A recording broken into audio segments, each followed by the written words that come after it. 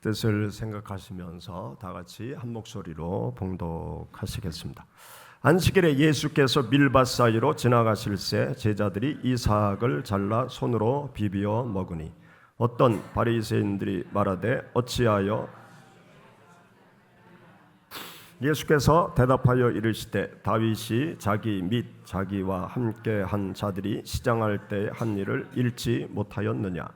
그가 하나님의 전에 들어가서 다만 제사장 외에는 먹어서는 안 되는 진설병을 함께 한 자들에게도 주지 아니하였느냐.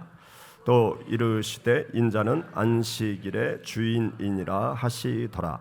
또 다른 안식일에 예수께서 회당에 들어가사 가르치실새 거기 오른손 마른 사람이 있는지라. 서기관과 바리새인들이 예수를 고발할 증거를 찾으려 하여 안식일에 병을 고치시는가 엿보니 예수께서 그들의 생각을 아시고 손 마른 사람에게 이르시되 일어나 한가운데 서라 하시니 그가 일어나 서거늘 예수께서 그들에게 이르시되 내가 너희에게 묻노니 안식일에 선을 행하는 것과 악을 행하는 것 생명을 구하는 것과 죽이는 것 어느 것이 옳으냐 하시며 무리를 둘러보시고 그 사람에게 이르시되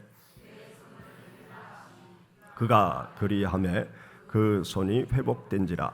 그들은 노기가 가득하여 예수를 어떻게 할까 하고 서로 의논하니라. 아멘. 할렐루야. 감사합니다. 하나님께서 무더위에 강건한 은혜의 축복 주시기를 주의 이름으로 축원합니다.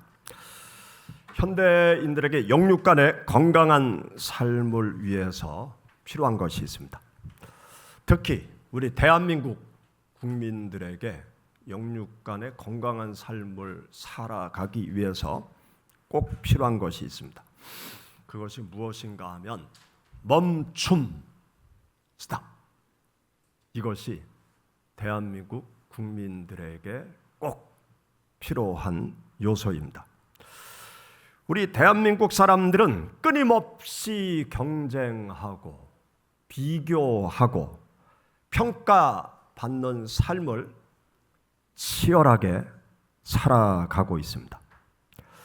이런 한국 사회에서 도태되지 않기 위해서 소모품처럼 버려지지 않기 위해서 모두들 멈추지 못하고 끝없이 질주하고 있는 것이 대한민국 국민의 생활상입니다.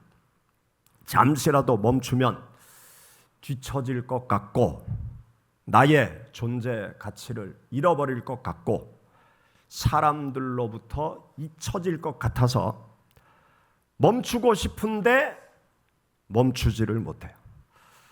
그리고 힘들게 오늘도 내일도 달려가고 질주하고 있는 것이 대한민국의 현실입니다.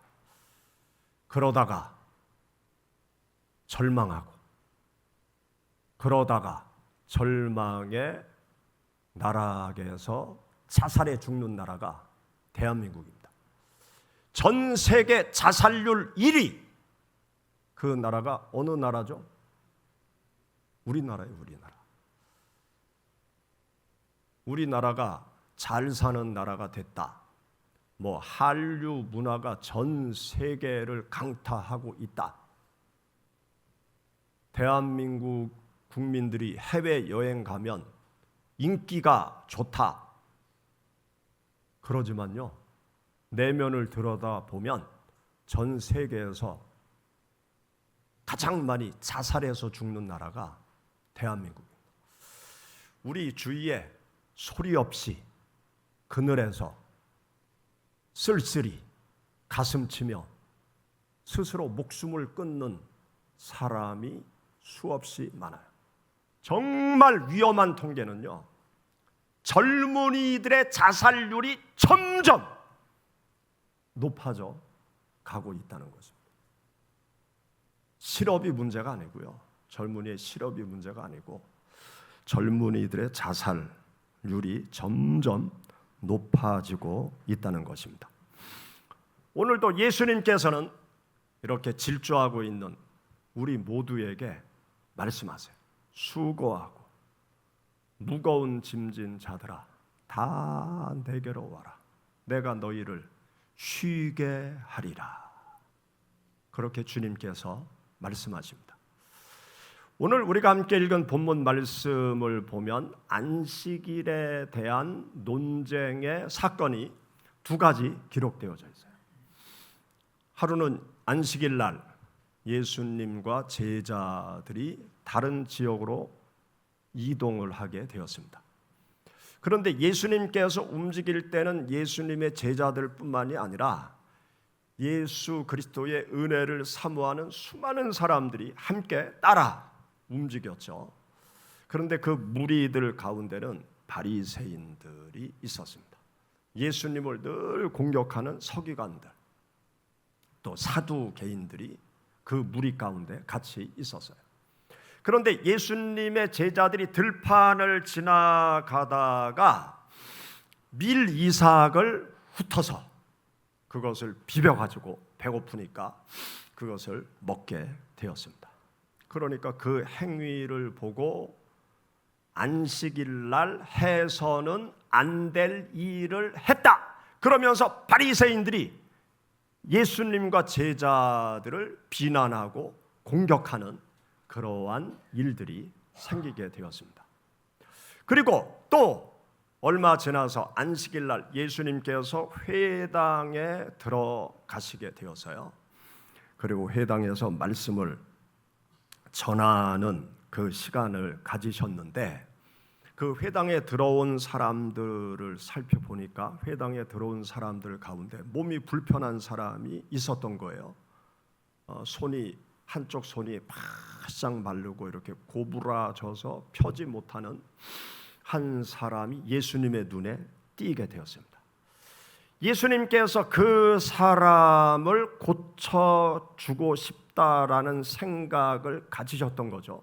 그런데 그 회당 안에 무리들 가운데 누가 있었는가 하면 바리새인, 사두개인, 서기관, 이 사람들은 늘 꼬투리를 잡아서 예수님을 공격하고 예수 그리스도를 죽이려고 했던 그 사람들이 그 자리에 있었던 거예요.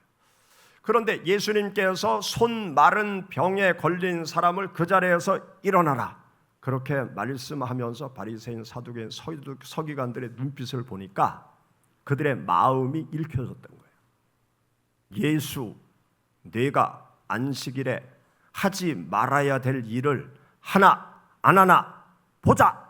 그런 눈빛을 예수님께서 금방 읽으셨던 거죠. 그래서 그 사람을 치료하기 앞서서 어떤 말씀을 하시는가 하면 안식일 날 사람을 살리는 일을 하는 게 좋으냐, 죽이는 일을 하는 게 좋으냐, 선한 일을 하는 것이 좋으냐, 악한 일을 하는 것이 좋으냐, 그 말씀을 먼저 하세요. 그리고 내가 이 사람을 살리는 일을 하겠다, 그 의도를 가지시고 손 마른 사람의 그 몸을 온전하게 회복시켜 주시는 이 일을 행하십니다. 그 행위를 또 바리새인, 사두개인, 서기관들이 보고 안식일 날 하지 말아야 될 일을 했다 그러면서 예수님을 공격하는 광경이 여기 본문 말씀 가운데 기록이 되어져 있습니다. 여러분들 이 사건을 한번 가만히 생각해 보세요. 안식일 날 밀밭 옆을 지나가다가 밀 이삭을 훑어서 배고프니까 먹는 일, 고대 시대 당시 이스라엘 사회에서는 아무런 문제가 되지 않았던 거예요. 왜냐하면 하나님께서 이 밀이나 보리 그 추수를 할 때 대충 추수를 하라고 그렇게 말씀하셨어요. 아주 이잡듯이 싹 추수를 하지 말아라. 남겨둬라. 대충 추수하고 남겨둬라. 그리고 또 과일을 수확할 때도 대충 털어서 수확하고 남겨둬라. 그 남겨진 곡물들을 지나가는 나그네 동네 가난한 사람들이 와서 그것을 가지고 가서 먹고 살 수 있도록 추수할 때 대충 해라. 그렇게 하나님께서 말씀하셨단 말이죠. 그러니까 들판 지나가다 배고픈 사람이 그 곡물 갖다가 먹는 것, 뭐 그런 거에 대해서 별로 신경을 안 썼던 거죠. 그런데 제자들이 배고팠어요. 그래가지고 그걸 훑어서 먹었어. 뭐가 문제예요? 그걸 가지고 바리새인 사두개인들은 문제를 삼는 거예요. 안식일 날은 추수하는 일을 해서는 안 된다. 그 규례, 자기들이 세워놓은 그 원칙, 그것을 어겼다고 예수님을 공격하는 거죠. 그리고 아니 손이 이렇게 굽어가지고 손을 쓰지도 못하고 한 팔로 어렵게 살아가는 사람 온전하게 치료해주고 회복시켜 준 게 뭐가 잘못됐어요? 그게 뭐가 잘못됐어요? 아니 주일날 몸이 아파가지고 병원에 가서 치료했는데 그게 뭐가 문제예요? 예배 빠졌어. 아니 그게 뭐가 문제예요? 당장 가서 치료를 해야 될 상황이면 병원에 가서 예배 빠져도 치료하고 또 교회 오면 되잖아요. 그거 가지고 또 뭐 문제 삼는 게 뭐가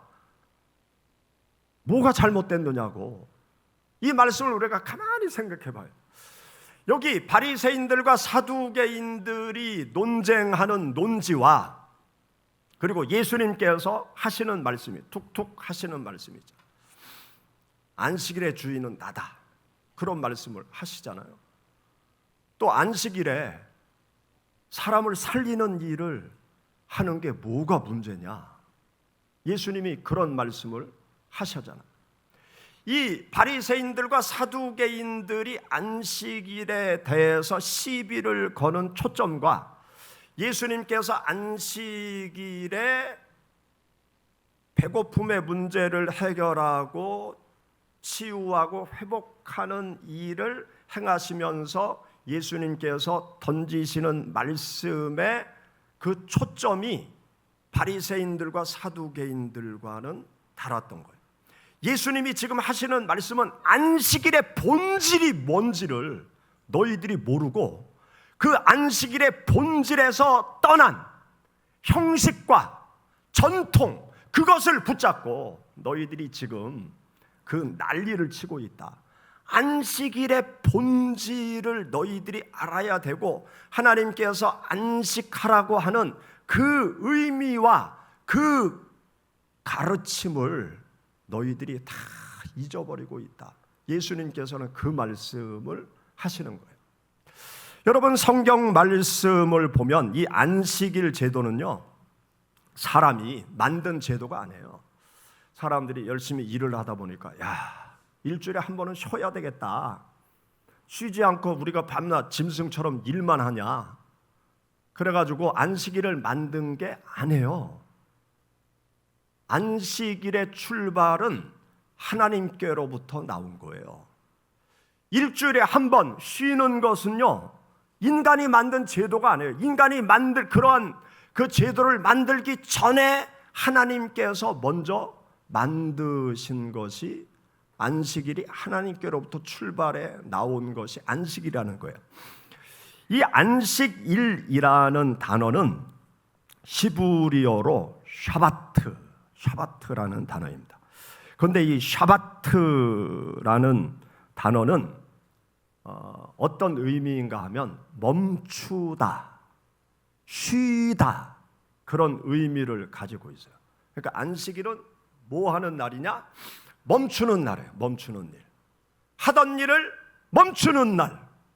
그 날이 안식이래요. 공부하던 일을 멈추는 날. 계속 공부하지 말아라. 좀 멈춰라. 대한민국은 그냥 새벽부터 밤 10시까지 1년 365일 공부만 하라고 그러잖아요. 공부하는 거 멈춰라. 하나님이 그렇게 말씀하셔요. 멈춰라. 그리고 쉬어라. 그게 안식일의 의미예요. 안식일은 뭐 하는 날이냐? 멈추는 날이고, 안식일은 뭐 하는 날이냐? 쉬는 날이다. 한번 따라해 봅시다. 안식일은 멈추는 날이다. 쉬는 날이다. 그렇게 믿습니까? 그렇게 받아들일 수 있으십니까? 멈추고 쉬세요. 그게 안식일의 의미예요. 우리 성경 말씀 찾아보시죠. 창세기 2장.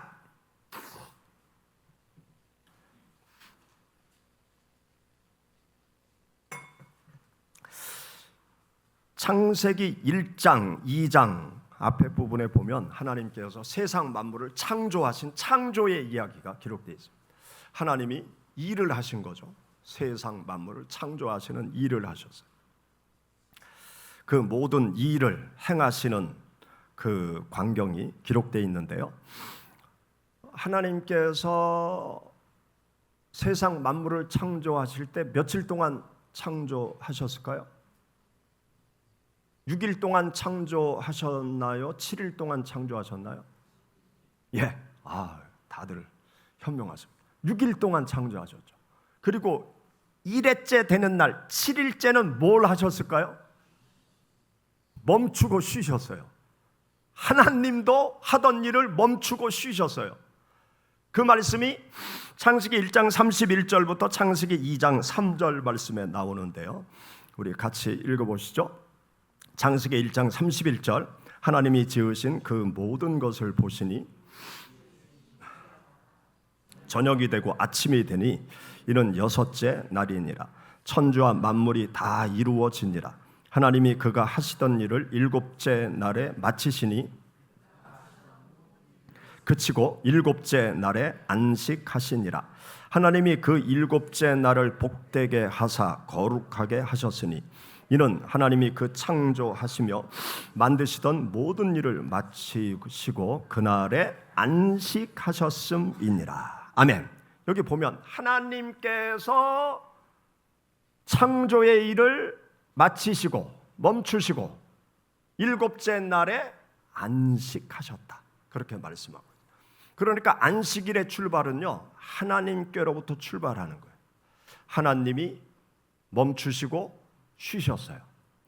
이렇게 멈추고 쉬신 하나님께서 십계명의 말씀을 통해서 우리 인생들에게 멈춰라, 쉬어라, 그렇게 말씀하세요. 출애굽기 말씀 가운데 하나님께서 그렇게 명령하시죠. 우리 출애굽기 20장 8절 말씀부터 11절 말씀,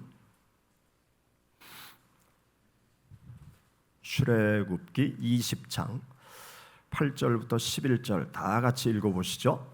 안식일을 기억하여 거룩하게 지키라. 엿새 동안은 힘써 내 모든 일을 행할 것이나 일곱째 날은 내 하나님 여호와의 안식일인즉 너나 내 아들이나 내 딸이나 내 남종이나 내 여종이나 내 가축이나 내 문 안에 머무는 객이라도 아무 일도 하지 말라. 이는 엿새 동안에 나 여호와가 하늘과 땅과 바다와 그 가운데 모든 것을 만들고 일곱째 날에 쉬었음이라. 그러므로 나 여호와가 안식일을 복되게 하여 그날을 거룩하게 하였느니라. 아멘. 여기 보면 안식일을 기억하라, 거룩하게 지켜라. 안식일이 하나님께로부터 나왔어요. 하나님이 안식일 날 멈추고 쉬셨어요. 안식일을 기억하라. 창조주 하나님을 기억하면서 멈추고 쉬라는 거죠. 창조주 하나님께서도 쉬고 멈추고 그 하나님을 기억하면서 나도 멈춰야 되겠다, 나도 쉬어야 되겠다. 그런데 내가 사업을 하면 같이 사업장에 있는 직원들도 멈추게 해야 되겠다, 쉬게 해야 되겠다. 예수 믿는 사장이 자기는 주일날 교회 나와서 예배드리면서 직원 보고는 일을 하라고 그래. 그거 잘못된 거예요. 세상 사람들이 그렇게 해도요, 믿는 사업주들은 같이 쉬어야 돼. 같이. 나도 쉬면 안식일날 직원들도 쉬게 해줘야죠. 우리가 일하려고 태어났습니까? 일하는 기계입니까? 하나님이 우리를 보실 때 네가 세상에 태어나서 일만 하다가 나한테 오라고 그렇게 보내신 게 아니고 좀 멈추고 쉬면서 세상을 살다 오라고 우리를 세상에 보내신 거죠. 그런데 우리는 멈추지를 못하잖아요. 멈추지 못하고 끝없이 일만 하잖아요. 끝없이 일만 하면 어떻게 돼요? 나중에 번아웃 돼요. 그때는 회복되기가 정말 힘들어요. 여기 가까운데 청사 건물이 있는데 이제 오고 가면서 보죠. 평일에 밤 10시, 11시까지 불이 환하게 켜져 있어. 모르는 사람들은 그래. 저거 괜히 켜놓고 있다고. 아이, 왜 괜히 켜놔요? 늦게까지 일할 게 태산 같은 거예요. 대한민국을 움직이는 각 청이 할 일이 얼마나 많아요. 여기 본청에. 그리고 주말에도 보면 주말 저녁 때도 불이 환하게 켜져 있어. 그때는 제가 변전실에 가서 차단기를 다 끊어버리고 싶어. 아니, 주말엔 좀 쉬어야지. 저렇게 죽어가면서 일하는 분들 때문에 대한민국이 이만큼 돌아가는 거예요. 그런데 거기에서 주말도 쉬지 못하고 일하는 분들은 죽는 거예요. 병드는 사람들이 얼마나 많은지 몰라요. 쉬지 못하고 일만 하니까. 병 들고 나서 고치려고 하니 제대로 고쳐집니까? 하나님께서 우리들에게 하시는 말씀은 안식, 이 안식일을 하나님께서 정해놓고 멈추고 쉬어라, 그렇게 말씀하세요. 안식일이라는 한자어 단어 한번 생각해 보세요. 진면자, 그 밑에 여자가 딱 앉아 있어요. 그 다음에 식, 일, 쉴식. 그러니까 우리가 그 가정, 이 집 안에 들어가서 가족과 함께 쉬어야 제대로 쉬는 거예요. 그리고 교회 공동체 안에 들어와서 예배 드리면서 쉬어야 제대로 쉬는 거예요. 결혼한 사람이 나홀로 집 밖에 뛰쳐나가서, 아내도 없는 곳으로 뛰쳐나가서, 아이들도 없는 곳으로 뛰쳐나가서 쉰다고 그러면 이상한 인간이에요. 그건 쉬는 게 아니에요. 잘못된 길로 가는 거. 아내와 함께, 아이들과 함께 집에서 또 교회에 와서 함께 쉴 때 제대로 우리가 안식을 할 수 있는 것입니다. 그래서 이 안식이라는 단어를 우리가 가만히 생각해 보면 어떻게 정리를 할 수 있는가 하면, 안식일은 멈추고 쉬는 날이다. 내가 일주일 동안 또 나의 직장을 가지고 일을 할 때 내가 하던 일을 멈추고, 우리 학생들도요, 멈춰야 돼. 멈춰. 주일날 공부 안 한다고 성적 나빠지는 거 절대로 아니에요. 평소에 안 하니까 성적이 나쁜 거지. 평일에는 죽기 살기로 공부하고, 주일날은 멈추고 좀 머리도 쉬게 하고, 머리에 여백도 만들고 좀 쉬게 하세요. 특히 유치원 아이들, 초등 아이들 있는 부모들은 주일날 절대로 공부하지 말아라, 그렇게 강조하세요. 그러면 공부하고 싶어서 안달이나. 다른 애들은 다 공부하는데 우리 엄마는 주일날 공부하지 말래. 이상한 엄마요. 그러면서 불안해서 월요일부터 더 공부 열심히 해. 월요일 아침 새벽에 일어나가지고 공부한다고. 옛날에 교회 한 집사님이 방학 때 애들을 데리고 제주도로 가서 놀기만 했대요. 그랬더니 아이들이 한 달 동안 놀더니, 엄마, 우리 공부 안 해도 돼? 학원 다들 다니는데 우리 공부 안 하고 놀기만 해도 돼? 놀아. 애들이 공부하고 싶어서 난리가 났대요. 돌아와서 공부하라는 얘기 할 필요가 없어요. 스스로 열심히 하더래요. 스스로 열심히. 이 안식일은요, 멈추고 쉬는 날이에요. 그런데 멈추고 쉬는데 누구와 함께 쉬느냐? 가족과 함께 쉬어야 돼요. 가족과. 누구와 함께 쉬어야 되느냐? 하나님과 함께 쉬어야 돼요.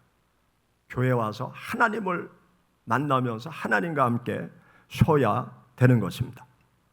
바쁘게 살아가는 우리 모두에게 이 영육의 안식이 필요한 거예요.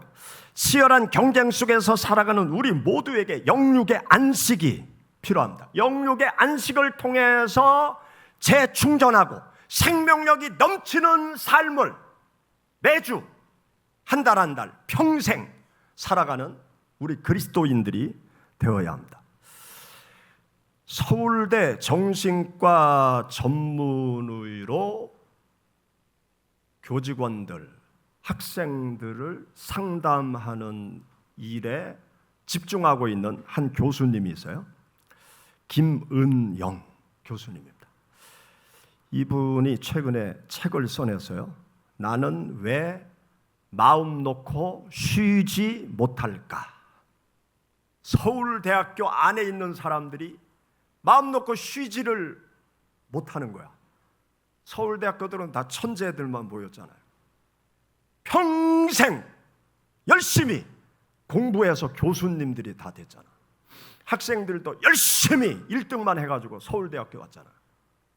그렇게 열심히 치열한 경쟁을 뚫고 서울대학교까지 왔는데, 그러면 만족감이 있어야죠. 참 여기 들어와서 참 만족하다. 그러면서 좀 쉬면서 삶을 누릴 줄 알아야 되잖아요. 그런데 서울대학교 안에 있는 사람들의 특징이 쉬지를 못하는 거예요. 어떻게 쉬어야 될 줄을 모르는 거예요. 그래서 열심히 연구하고 공부하고 일만 하다가 뻥 터져버리는 거예요.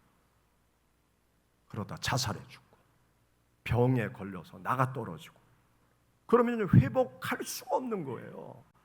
그래서 서울대학교 안에 있는 사람들의 정신 건강을 위해서 이 신경정신과 교수님이 아주 전적으로 그 일을 하고 있어요. 그러면서 많은 상담 사례가 쌓일 거 아니에요. 그 상담 사례를 가지고 나는 왜 마음 놓고 쉬지 못할까? 그런 책을 써요. 한번 읽어보세요.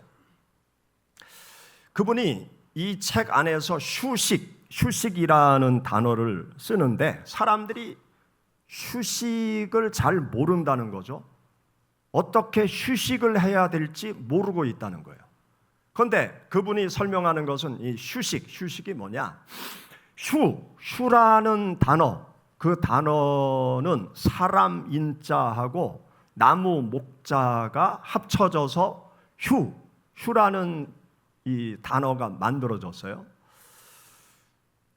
그러면 휴식이 뭐냐? 나무 그늘 아래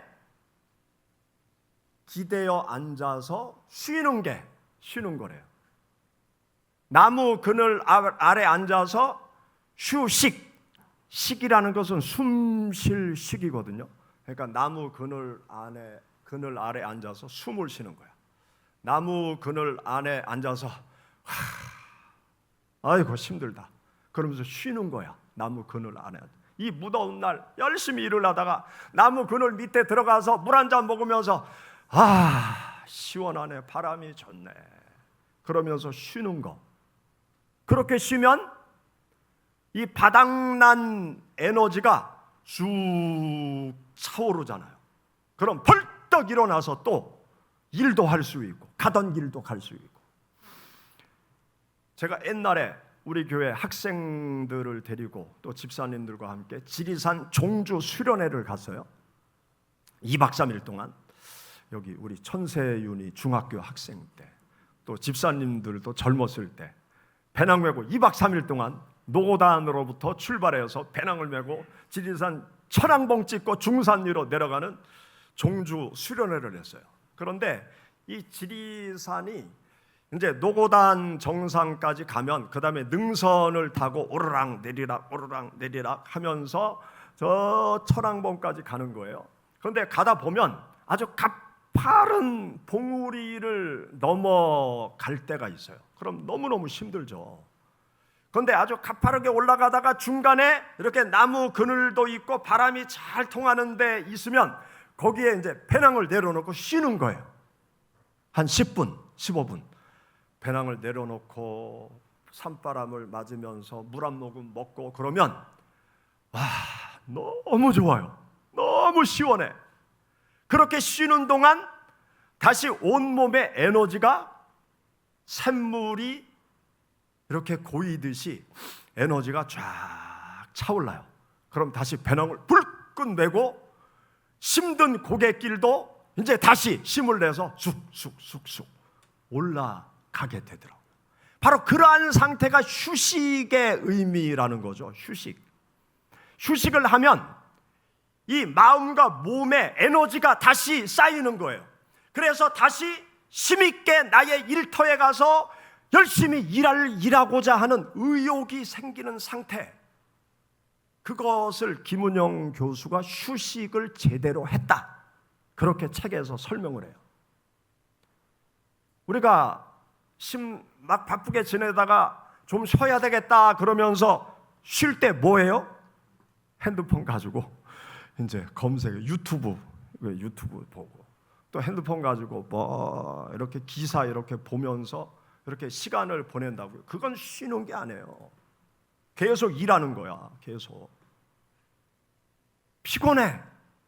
쉬면 힘이 나야 제대로 쉬는 거예요. 힘이 나야. 쉬면 열심히 일하고 싶은 생각이 드는 게 제대로 쉬는 거예요.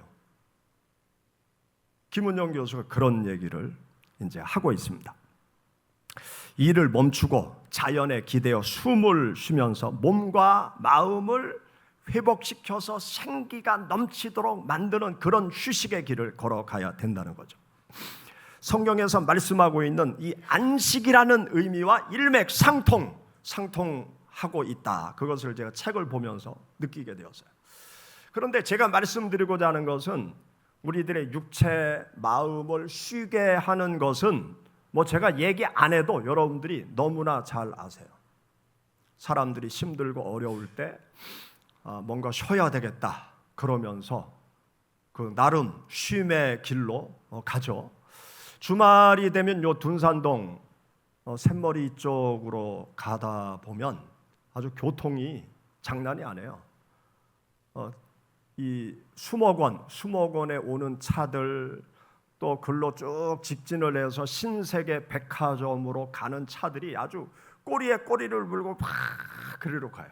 수목원에 가서 좀 쉬려고, 또 백화점에 가서 쇼핑을 하면서 또 좀 쉬려고 사람들이 이제 이쪽으로 쫙 이제 몰려 오더라고요. 여러분, 그러한 휴식도 휴식이 되겠죠. 그런데 제가 말씀드리고자 하는 것은 이 몸과 마음의 휴식도 있지만 우리들의 영혼, 우리 인간은 영적인 존재거든요. 그래서 놀라운 신비로운 것은 뭐냐 하면 우리들의 영혼이 쉼을 얻고 영혼이 새힘을 얻으면 마음과 육체가 순식간에 새힘을 얻을 수 있어요. 우리 사람은 영적인 존재, 육적인 존재가 아니고 영적인 존재이기 때문에 이 영혼의 만족감과 영혼이 하나님의 생기와 하나님의 능력으로 가득 차게 되면은요, 마음과 육체를 뛰어넘을 수 있어요. 그리고 마음과 육체의 질병도 순식간에 사라지는 놀라운 신비로운 역사가 나타날 수 있는 것입니다. 그렇기 때문에 이 안식일 날은 하나님을 기억해야 돼요. 그리고 하나님께로 찾아 나와야 돼요. 그리고 하나님께서 주시는 그 생명력을 공급받는 그러한 우리들이 되어야 해요. 그래야 우리가 영육 간의 생명력이 넘치는 삶의 길을 한평생 잘 걸어갈 수 있는 것입니다. 여러분들이 핸드폰, 스마트폰을 다 가지고 계시죠? 그런데 스마트폰을 사용하면서 수시로 무엇을 합니까? 충전을 하잖아요. 그런데 이 충전을 하다 보면 충전이 안 돼. 뭐가 문제예요? 요 선에 문제가 있는, 선에 문제가 있으면 충전이 잘 안 되는 거예요. 또 선을 바꿨어. 그런데 충전이 안 돼. 뭐가 문제예요? 콘센트에 꼽는 그 어댑터가 이제 문제가 있는 거죠. 그것까지 바꿔. 그래서 이제 꾹 누르니까 충전이 제대로 되는 거예요. 여러분, 우리들의 영혼의 배터리를 어디에 가서 어떻게 충전을 해야 될까요? 하나님을 만나야 하나님께로부터 오는 생명의 은혜를 공급받아야 우리들의 영혼이 충전이 되어질 수 있어요. 그러면 하나님을 만나는 방법이 뭐냐? 우리가 기도하는 거예요. 하나님을 만나는 방법이 뭐냐? 말씀 속으로 들어가는 거예요. 하나님을 만나는 길이 뭐냐? 찬양 속으로 들어가는 거예요. 하나님을 만나는 방법이 뭐냐? 성도의 교제를 통해서 하나님의 살아계심의 간증을 서로 듣는 거예요. 그런데 이 모든 것이 하나로 통합된 순간, 그 순간이 뭘까요? 주일 예배예요. 주일 예배. 주일 예배 드리면 온 교회 성도들을 다 만나요. 오감으로 다 만나. 그리고 주일 예배 속에서 우리는 찬양 속에서 임하시는 하나님을 만날 수 있어요. 말씀 속에서 임하시는 하나님을 만나요. 기도 속에 임하는 하나님을 만나요. 여러분들 찬양을 들을 때 뜨거워지는 경험을 하지 않습니까? 성가대원들도 마음이 뜨거워지는 경험, 찬양을 듣는 우리들의 전몸이 전율이 끼치는 그런 감동, 하나님의 임재하십니다. 이 주일 예배를 통해서 전능하신 하나님의 생명을 공급받게 돼요. 우리들의 영혼의 배터리가 완충되어지는 경험을 예배를 통해서 할 수 있는 거예요. 그래서 우리가 하나님 앞에 주일날 찾아 나와서 예배에 참여하는 것, 이것은 단순한 행위가 아니에요. 나의 영혼이 생명을 얻고 나의 영혼이 회복이 되어지고 나의 영혼의 배고픔이 다 해결돼서 포만감을 갖게 만드는 순간이 주일 예배라는 것입니다. 여러분들의 평생의 삶 동안 주일날 하나님 앞에 찾아 나와서 하나님께서 공급하시는 생명의 은혜를 공급받으셔서 여러분들이 새 생명의 충만함 속에서 여러분들의 지친 영혼이 회복되면서 세상에서 끝까지 활기차게 인생 살아가시기를 주의 이름으로 축원합니다. 같이 기도하시겠습니다.